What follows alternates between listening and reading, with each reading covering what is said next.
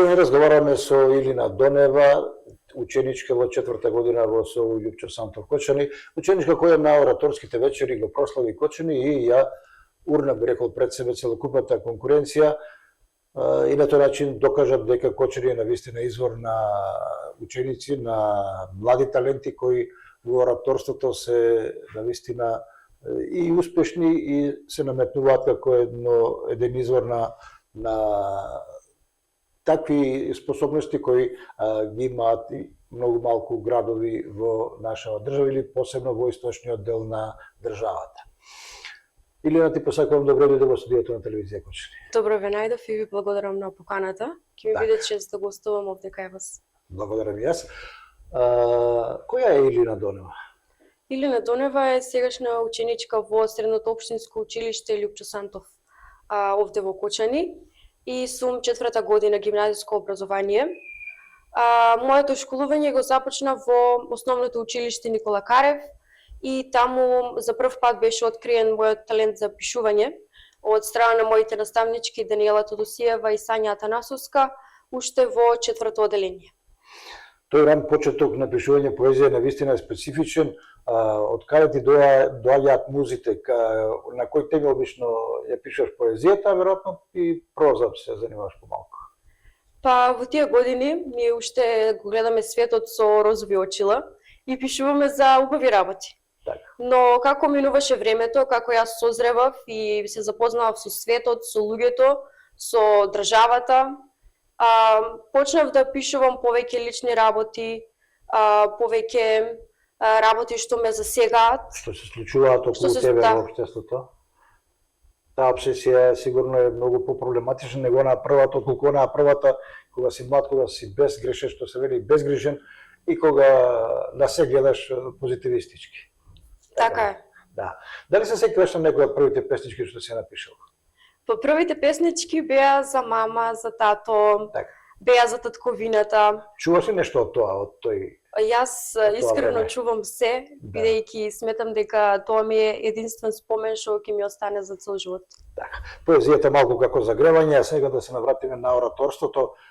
Кога за прв пат започна со ораторство, како ти се случи тоа?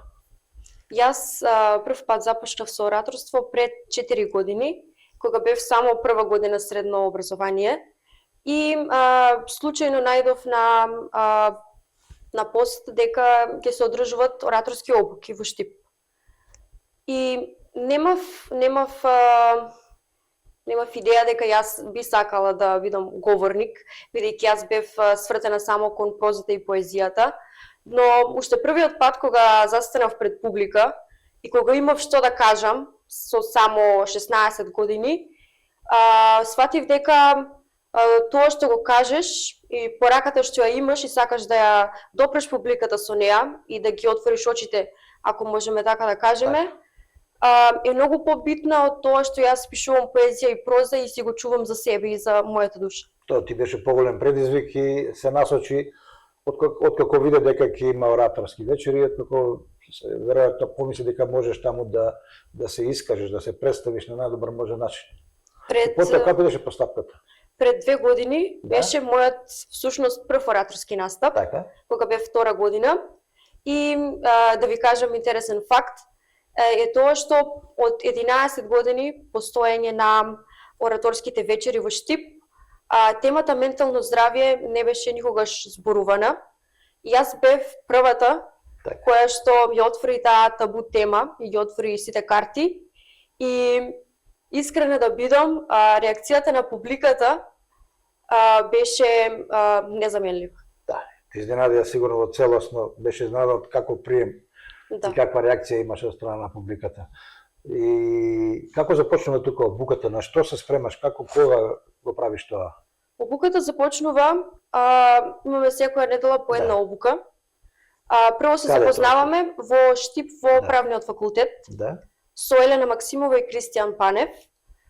Обуката започнува така што ние прво се запознаваме со што е тоа всушност ораторство, што е говорништво, што е тоа да застанеш на говорница и пред мала аудиториум која само... А не едноставно, нели? Не. Те слушаат луѓе кои се и подготвени теоретски, практично и имаат искуство, да се представиш пред нив сигурно не е мал предизвик. Не е мал предизвик, бидејќи од публиката можеш да очекуваш се. Да. И треба да бидеш спремен на се. Секој што отиде таму и застане на таа говорница, знае кој е коктелот на емоции што се случува во истиот момент, а исто така и знае дека може да очекува се од публиката, затоа што можеш да добиеш и осуда, можеш да добиеш и аплауз. Да, овации и така натаму. Секој сака да добие аплауз, ама темите... Може зависи како те прими пошироката јавност таму која е присутна. Така е. Така и на што така се сеќаваш во тие моменти на првите почетоци, имаше ли трема, дали тоа помалку би рекол човек и се плаши, нели, како ќе изговори нешто, да не погреши некоја реченица во смисол како ќе ја искаже, дали е тоа литературно или пак ќе си кажеме малку покочански и така натаму. Па наша тајна на сите оратори пред ораторски настап ние да не блокираме и да не го забораваме говорот. Затоа што емоциите ако преовладеат во тебе, може тоа многу лесно да се случи. Да се збуни човек и да се збуни човек, да не блокира мозокот. Или да се исплаши од некоја реакција од публиката. Затоа што секогаш на ораторски вечери темите се нешто што ги засега секој, дали политика, имаше и ЛГБТ, и не е лесно да излезеш пред толкав аудиториум и да зборуваш, например, за ЛГБТ популацијата или за самоубиство како мене. Да. Имаше ли голема конкуренција оваа година? Конкуренцијата беше многу голема. Од каде се доаѓаат учесници, оратори? Доаѓаат од секаде, доаѓаат од Струмица, од Македонска каменица, доаѓаат од Делчево, од секаде. И ти сите ги победи?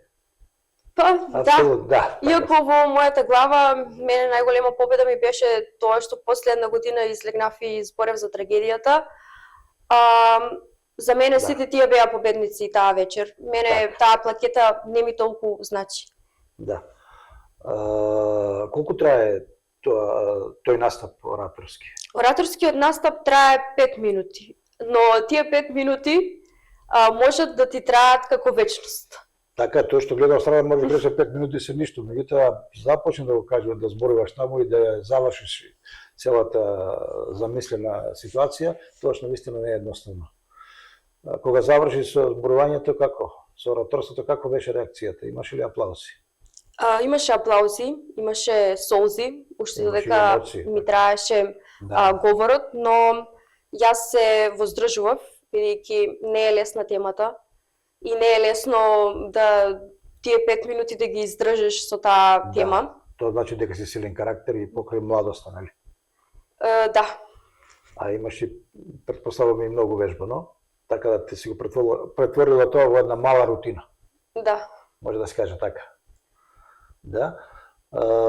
Дали тука некој има кој те подготвил, ти кажал своје искуство од неговите настапи во Кочани или цело време сама се пробиваше? Јас оваа година немав ментор. Да. Јас сакав да видам што само можам да кажам, затоа што имав лична загуба и темата ми е многу болна. Да. И сакав да видам да биде мој оригинален текст, мој оригинален говор.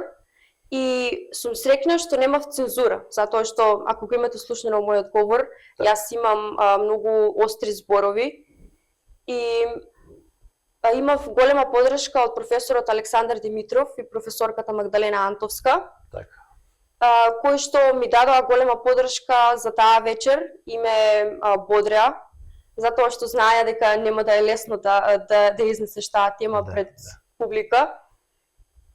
И тоа е тоа. Тоа е тоа. Имаше некоја визија, некоја идеја што понатаму во кој правец ќе оди твојата, да речеме, професионална определба? Па имам. Јас планирам да студирам медицински науки и да специјализирам за психијатар, бидејќи ме само тоа интересира. А пишувањето и поезијата си ги оставам за себе, бидејќи сметам хоби некој си, така да се испразни, што се вели во дадени ситуации кога сакаш своите чувства да ги пренесеш на хартија, да останат забележани. Ќе се вратам пак малку на поезијата. Имаш ли настапувано, дали си на литературниот клуб Копнеш и така натаму? Имам добивано награди од литературниот клуб Копнеш. Да. Јас повеќе учествував на конкурси на државно и меѓународно ниво. И така го негував пишаниот збор. Така. Пишуваш само на македонски јазик или се обидуваш, може би бидејќи реши дека следиш конкурси, може водиш и надвор од државата? Па јас секогаш гледам да пишувам на македонски јазик. Да. Затоа што се искажуваат чувствата. Емоцијата е најсилна. Да. Но исто така знам и да ги преведам на англиски. Така. За ако некогаш ми дојде да издадам книга, да имам и на англиска верзија и македонска. Така. Добро, тоа беше како мал тайм-аут, за да се вратиме пак на ораторството. Кога човек се занимава со ораторство, кога ќе види дека постигнува успех, дали тоа него мотивира или пренасочува малку во таа сфера да се обидеш во тие води на правните науки, на адвокатура, на судство и така натаму? Бидејќи таму, нели, како се адвокат, треба да си добар оратор за да можеш да го убедиш судот и спортивната страна дека тоа што го браниш е тоа. Па мојата прва желба за тоа што да бидам кога ќе завршам со средно образование ми беше да бидам судија. Да. Но како минуваше времето, јас сватив дека мене ме повеќе интересираат луѓето, начинот на кој луѓето мислат, зборуваат, односите меѓу нив и затоа се определив кон медицинските науки. Па кога земеш дека денеска суштото има колку 2-3% доверба кај граѓаните, може би и подобро и паметно што се отишла во медицинските, таму барем знаеш дека си стручњак во таа сфера и дека никој ништо буквално не ти може, едноставно твоето знаење го преточуваш и го даваш во корист на луѓето, на обичниот човек и воопшто на граѓаните. И каде би се запишала на факултет? Во Штип, во Скопје? Па јас моментално размислувам во странство, но не сакам да бидам многу далеку за да не го искупам тој балкански менталитет и да бидам уште близко до дома. Па, Софија наваму. Моја желба беше во Грција, во Солун или Варна. Некако сакам на море да живеам и затоа. Да. Добро, интересно, тоа и таму може би ќе имаш уште повеќе инспирација да учиш и да ги оствариш своите цели. Дали сте некои пријатели, другарства, некои со други оратори од држава? Да, ние цело време се подржуваме и имаме контакт. Да, и таа вечер прашање, дали соработувате така? Да. Ние сме многу голема поддршка, особено пред ораторски настап. Кај нас немаше конкуренција и кој да победеше, ние знаевме дека нема да се отидеме дома разочарани. Така. Покрај славата, покрај триумфот, што друго се добива ако се победи на една ораторска вечер? Мирен сон. Мирен сон. Кога чекаш една година за да кажеш нешто и знаеш што имаш позади тебе. Првата вечер од кога се тоа го кажав, не ми беше дека победив. Почувствував некој олеснување, така? Мир да спиеш и да знаеш дека си кажал се што си сакал. Си постигнал некоја цел, си ја достигнал и сега знаеш дека си исполнета. Инаку други награди од УГД не доделуваат, така? Мислам нешто на материјално. Доделуваат, да. Доделуваат. Од жирито по 200 евра. Добро. Имат победниците, победник оратор средношколец и победник оратор студент, а од публиката 300 евра парична награда. Така. Добро, и тоа е мал стимул. Меѓутоа најголем она награда кога чувствуваш дека навистина си ја постигнала целта. Да. Така. Како започна, се сеќаваш ли? Сигурно се сеќаваш, го памтиш ти целосно ораторскиот настап, меѓутоа како започнува првите зборови, првите две реченици, може да не ги кажеш? Може. Да, повели? Кажи ми како без тебе да бидам, кога ми требаш, кога ми требаш. Што сака нека биде, што сака нека биде, биди до мене, биди до мене. Тоа се стиховите од песната на ДНК. Илина Донева, Средно општинско училиште Љупчо Сантов Кочани, 4-та година. Кажи ми како без тебе да бидам, кога ми требаш, кога ми требаш.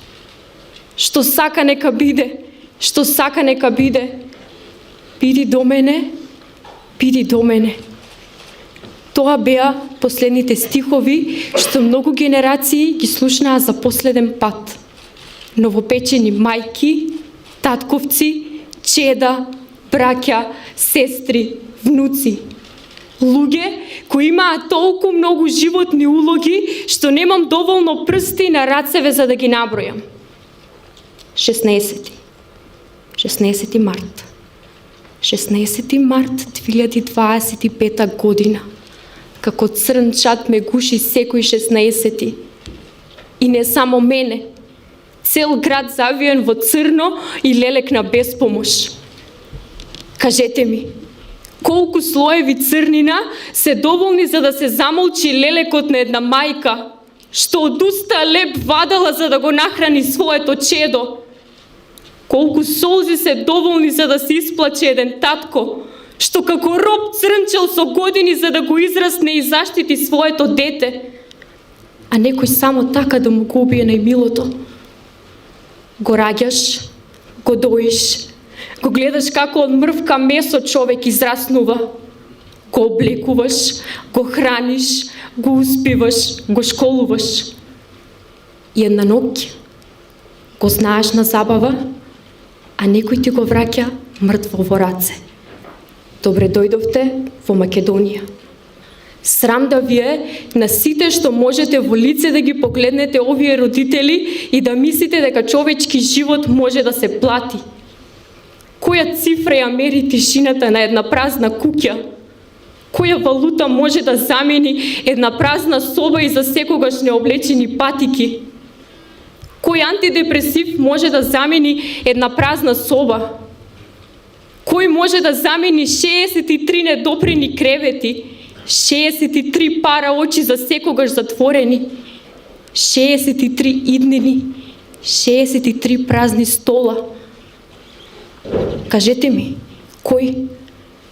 И кога ќе помислите дека ова е само бројка, помислете дека секој број имал име, глас и мајка што го чекала дома и година дена после таа ноќ уште бдее со поглед вперен кон вратата чекајќи го. Втиквеш ко негде, в некое село, кај вслана дивко венеше цвете, убија дете. Еј народе, убија деца. А вие седите и немо гледате како да мислите дека вашето никогаш не можело да се најде таму.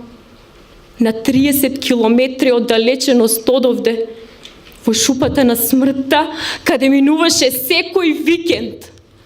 Однадвор позлатена, а внатре трулосана од жет за богатство. Убијци! Убијци! Рацете ви се крвави и нема да ви ги исперат ниту едни зандани. 63 ангели носите наплешки. Кочани, тоа нема никогаш да го заборави. Совеста не се пере со часовници. Изгледа тоа го немате слушнато. Поарам да ви се сите обиди за бегство и лажирање на болести. Бидејќи за некои луѓе времето застана на 16 март минатата година. Иако сонцето толку пати повторно изгреа, тие се уште талкаат по светот, барајќи ги. Ги бараат во секоја сенка, во сечија преградка, во сечии очи и во луѓе што оддалеку барем за миг наликуваат на нив. И моите очи оваа ноќ лутаат по салата како пред 2 години. Но едни очи повеќе не ме гледаат како тогаш. Едни очи сега спијат негде далеку од ова гнило со целото мое детство во нив. А јас прв пат во животот морам да научам како се живее без нив. Затоа вечерва барам само едно. Да не заборавиме. Да не заборавиме како молкот ко сирочи ги редеше кочанчани. Да не заборавиме 63 ангели, 220 луѓе со доживотни лузни и трауми. Да не го заборавиме тоа утро, кога сонцето осамна, а ние погубивме пола град по црната земја. Затоа што најстрашната смрт не е кога човек умира. Најстрашната смрт е кога умре човечкото во нас. А ние немаме право на тоа. Кога заоѓа сонцето, денот што го позлатува. Едно дете сонува, во светот на бајките патува. Таму е толку волшебно, лета сонот на крилестат. Сите можни чудеса во светот на бајките живеат, а нашите најмили прерано заминаа во тој свет на бајките. Слава им, ви благодарам. И тоа сигурно одекна многу вака емотивно во публиката во Штип. Така е. Колку луѓе ве следеа? Во тој живо ораторски или настап? во публика? Во публика. Во публика имаше 200-300 луѓе сигурно. Така. Значи, таа традиција на ораторство во Штип се негува и дава добри резултати. Да. Може ли нешто Кошани да смисли? Не, на тој начин и не сме, како се вика, универзитетски центар, не сме град кој има факултети, меѓутоа дали може нешто до тоа ниво, до ниво на средни училишта да се организира овде помеѓу, па и во Смолетките, за да можеме или да ги привлечеме другите средни училишта од Виница, Делчево, Берово, за да и ние малце покажеме дека во тој дел младите имаат простор за да се докажуваат. Кочани дефинитивно може да го постигне истиот успех, бидејќи јас познавам многу талентирани деца кои што би можеле да владеат со сцената и со говори и на многу други полиња. Но ќе видиме, останува знак Кочани прашање. имаше и претходно добитници на освојувачи на прво место, како му доаѓа тоа. И може би да се здружите, може да се изорганизирате, да покрените некоја иницијатива и да се оформи едно такво, дали здружение, препридружение, дали на некој начин некој огранок на универзитетот, важно. Сигурно дека ќе биде тоа многу добра можност за младите да се искажат на едни вакви ораторски вечери. Не е лоша идејата. Така. Сега ќе те вратам малку на твојот приватен живот. Како млад човек, каде го поминуваш времето, кои се твоите сфери на интерес? Па, моите сфери на интерес и моето слободно време го поминувам, иако сега немам толку слободно време, Да. гледам квалитетно да го искористам. Дали ќе поминам време со пријателите, со семејството, некогаш е убаво да поминеш време и сам, Да, сигурно. да одмореш од се, затоа што животот е многу брз. Да си ги видиш што те очекува, што пред тебе треба да се направи и така натаму. Нешто од спорт те интересира, се занимаваш или? Не. Не, Воопшто не сум. поезија, а? Воопшто не сум лично за спорт. Не, за не спорт. Музиката, делот на музиката, нешто? Па, на мене татко ми е музичар, но мене некако не ме толку влече музиката. Сакам да ја слушам, но немам желба, немам талент за... Така. И во тој дел. Кога да се замисли сама себе дипломирана, каде би продолжила, каде најмногу сакаш да продолжиш, да речеме да работиш во делот на твојата професија? Дали локал патриотско остануваш овде или сакаш негде во светот каде што навистина професијата и се цени и се плаќа?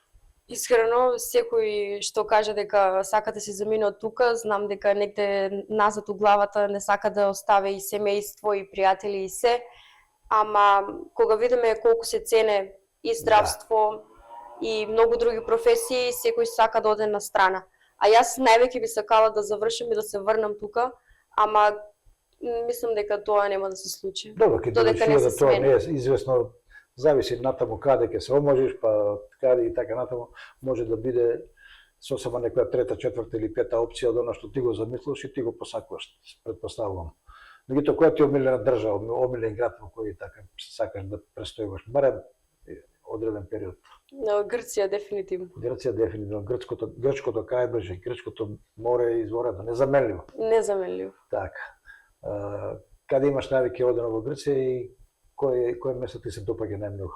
Па во Грција повеќе имам одено на островите, летен период, и летен период е многу убаво, но преку годината одам секогаш Солу, Натина и не знам, некако луѓето се уште топли, иако сите мислат дека сите се политички настроени. Не, јас тоа не го гледам, да. Апсолутно. Обичниот човек секаде е гостопримлив и секаде сака да комуницира и да разговара со биле. Секој сигурно се тоа во себе, да. Кога сме престојувале на летување, непосредни луѓе знаат да ти понудат и грчка ракија узо, да речеме, или салата грчка за узо која иде по нормални начини, што сама по себе покажува пријателство, покажува блискост. Добро, и покрај тоа што ќе бидеш како беше психијатар. што попатно ќе си вака ќе те исполнува? Па ќе ми исполнува да имам Поезија, да, нели, тоа да, Поезија, не верам дека толку многу ќе посветиш внимание, сигурно ќе сакаш и некои други работи во животот да ги така да ги правдаш, можеби мода нешто, можеби нешто од филмската уметност и така натаму. Па јас Имаш ли амбиции некои такви? Па јас кога имам една цел гледам таа да си ја остварам и патот си го гледам само право. А другото што ќе биде, нека биде. Да. Така. Кариерата е секогаш на прво место. Да. Добро, и сега бидејќи имаш во тој дел и размислувано и разговарано и настапувано, како, ова може малку директно прашам, меѓутоа не верувам дека нема да ми замериш, како младите во Кочани да ја надминат оваа сегашна ситуација на малку безнадежност, безидејност, травматизирано со сите настани што ни се случува минатата година? Младите во Кочани, јас знам дека поголемиот дел се уште го немат надминато тоа, дури и сите. Но разговор, дружба, да се сплотат сите заедно и некако полесно може да помине ако ние сме сите сплотени и секогаш кога ќе осетат потреба да зборат за тоа, да зборат, за тоа што кога си го чуваш ти сам за себе и чекаш ноќе да си легнеш, е многу потешко. Да, тоа удира веќе во подсвест и е потешко така. Да, кога зборуваш, разменуваш мислења, се олабаваш малку, се празни што се вели и ти е полесно на душата. Според тебе, колков период ќе ни биде потребен да тоа не се заборава, меѓутоа да подзабораваме да ни биде малку полесно на сите, пред се на младите, ај возрастните и така имаат печени се што се вели многу повеќе и можат да се контролираат. За младите мислам. Јас мислам дека секој што преживеа таа ноќ и секој што загуби член од семејството, дека никогаш никој период не може да го залечи тоа. Така. И не сакам да бидам песимист, ама ќе ни треба многу време. Барем од моја гледна точка. Да, сигурно. Има луѓе што можеби веќе го имат тоа надминато и заборавено, но секој што е малку посвесен, тоа не може да го надмине толку лесно. Така. Сепак ќе треба да се работи на тој план да се не да се заборави, туку да се поднесува по-лесно, да се мисли малку и на другите позитивни нешта во животот. Затоа можеби ќе бидат потребни и активности на културен план, на спортски план, на фолклорен план, ако сакате сите, каде што имаат определби или афинитети. И ќе мора и државата и општината да вложат многу во таа насока, барем на 4-5 години според мене, моја процека, за да колку толку се, ајде да го кажеме, тоа се залечат раните. Така е, јас се согласувам со вас. Така. Дали ти би организирал, дали би се вклучила во некои такви активности на локално ниво, доколку се организираат, дали од страна општината или пак одредени удруженија на граѓани кои преку проекти се обидуваат да ги подигнат младите од она летаргичност во која се наоѓаат сега. Да, сега ако би се приклучила во било каква организација, ќе ми биде чест ако нешто се организира и бидам поканета секако. Така. И сега ќе бидам малку себечен, едно прашање од телевизијата. Дали некој си размислувал и дали си посакува да бидеш речеме новинарка или водителка или такво нешто? Да, мајка ми има некој работен стаж како водителка и на мене од секогаш ми е било убава таа професија, но никогаш не сум се осмелила да ја сакам и затоа што јас знам и кој ризик е и колку секакви ситуации можете да сретнете. И колку сето тоа не е платено. Да. И повеќе не добивате на критики, отколку што ќе добиете пофалби, што е за наши прилики вообичаено, меѓутоа и не е посакувано. И за самиот крај на разговорот, што би така некој апел до можеш да го поврзеш што и со поезијата и со ораторството и до воопшто и со ситуацијата во која се наоѓа Кочани од 16 март минатата година наваму. Каква порака би сакала да им испратиш на младите во нашиот град? Сакам да испратам порака дека треба нивниот глас да биде чуен, дека треба сите да бидат сплотени и дека луѓето се сакаат додека се живи.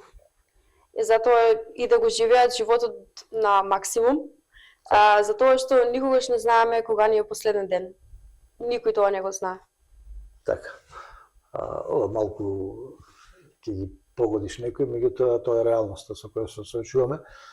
Ти благодарам многу за разговорот во денешната емисија и посакувам понатамошни успеси, дали ќе биде тоа на планот на поезијата, на ораторството или пак на определбата која имаш во делот на медицината и на психологијата. Во секој случај ти посакувам успех во животот и се разбира да можеме во некоја нова прилика да поразговараме, да размениме своји видувања, своји размислувања со гледачите.